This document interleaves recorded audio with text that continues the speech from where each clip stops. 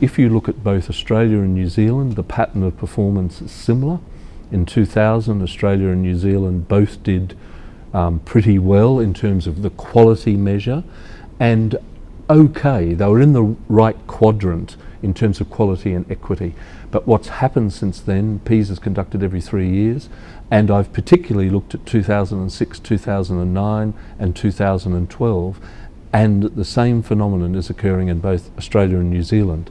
That is, while the performance has gone down, it's still high quality and well above OECD average. What you've had, the policy responses have all been about the quality measure, whereas I think if you look at the data, you see how strongly growing inequality has contributed to the decline of equity. That is the strengthening of the correlation between the backgrounds of students and their performance.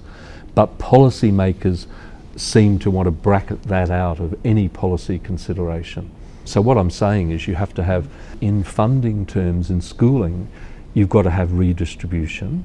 Now I know in New Zealand the schools are divided into the deciles, and I know there's extra money for the bottom decile schools serving the poorest communities, but my understanding of the data is that that redistributive money doesn't match the amount of extra money that the top decile schools can bring in through fundraising. That in actual fact the redistributive effect is really just washed away when you look at the different capacities of the communities to raise funds. So I think broader macro settings about growing inequality, but also some take-up inside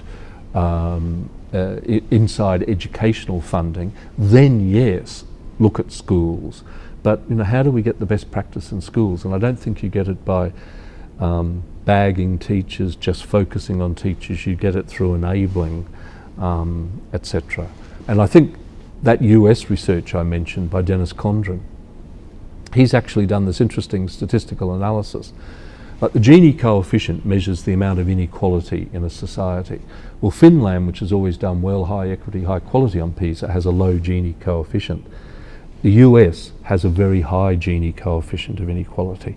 And he shows if that, like through a statistical model, that if that was the same as in Finland, the schools would go up hugely. And what he's saying, we have to confront that before we can say teachers, but the focus is always schools, principals, teachers. So I'm just saying we need more complex understanding and then to frame policy around that, and always to recognise the complexity of the work that teachers do in schools.